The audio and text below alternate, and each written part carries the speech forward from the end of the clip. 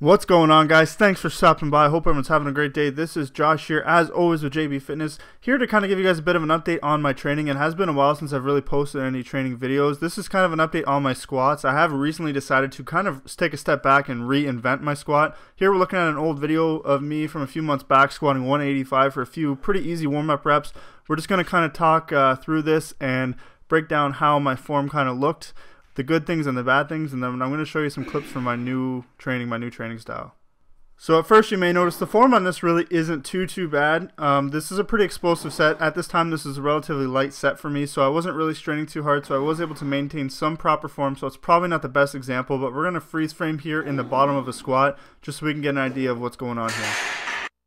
Alright guys, so here we are in the bottom of the squat here. I'm not sure exactly which rep this was. This would be the second or third rep from the last set I just showed you. Some of the good things about this squat here is that you can see I have my head up, which is good. You want your head up or in a semi-neutral position. The other good thing is that my knees are over my toes. You want your knees, toes, and your hips to all be in line with one another to put yourself in the strongest mechanical position. So this camera angle can be kind of deceiving because it can hide some flaws that you would normally have to see from the side or from the back. But some of the things that I would like to say that are negative are that my elbows are not squeezed together. You want to think like you're trying to squeeze your elbows behind your back or squeeze your shoulder blades together. This keeps your upper back tight and straight.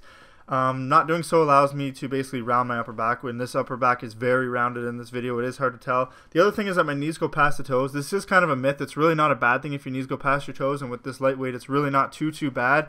It's really kind of manageable in this one, but I'll show you kind of a clip later on where it gets heavier and you can see my knees go way past my toes and it bugs my knees. So the other thing I would say is that I squat straight down. You want to kind of sit back on a squat, at least when you're doing like a powerlifting kind of squat. You want to sit back on it and not sit straight down.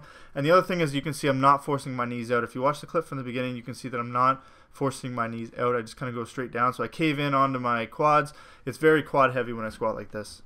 Alright guys, this is a clip of me squatting 350 pounds. This is from the same training session and also from the same training session where I squatted 405. Alright, so here is the same clip but in slow motion. You can see that I break at the knees and I basically just collapse straight down into the squat, which is something you really do not want to do.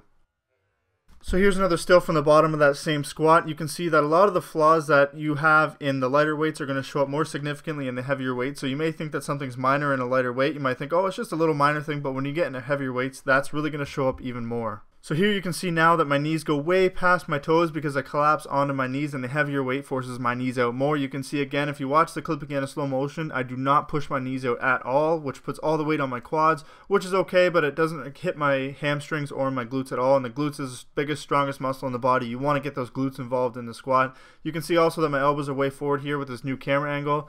My head is still up, which is a good thing, but because my elbows are forward, my upper back is completely rounded. After doing heavy squat days back when I was squatting like this, I would leave the gym with really sore knees, or at least wake up the next day with sore knees, and I would have a very sore lower back. Okay, so here we are. This is a more recent training session here from a few weeks ago. You can see first things first is that I set up much tighter. My arms are much closer inside, at least my grip is. My elbows are being forced back. The stance is about the same, maybe a little bit closer, maybe a little bit narrow. It's really hard to tell, but it's really close.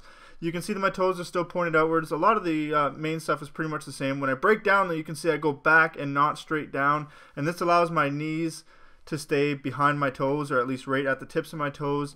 And my form is overall a lot better here. You can see that my knees go out a little bit, but it's not too bad. And it's okay to go past your toes outwards, but you don't want to go inside and collapse on your knees. Okay, so we're now looking at a freeze frame again from one of these sets. You can see that the depth is pretty much the same. Again, the toes are a little bit outwards past the feet, which really isn't too bad.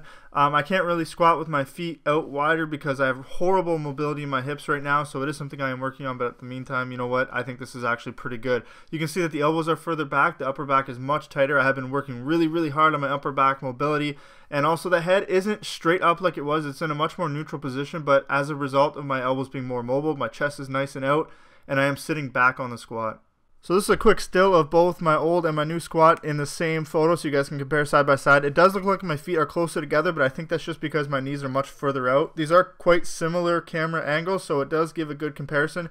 You can see that I'm much more upright in the one on the right in my new one, and I'm much more neutral. I'm sitting back on the squat. My knees aren't past my toes, whereas on the old one, my knees are past my toes. I do look like I'm a little more upright, but I assure you that is not the case.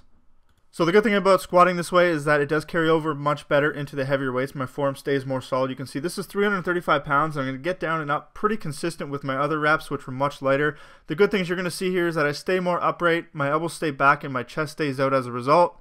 My upper back stays much straighter. The other thing is here in slow motion, you're going to see that I force my knees out, which gets my glutes involved.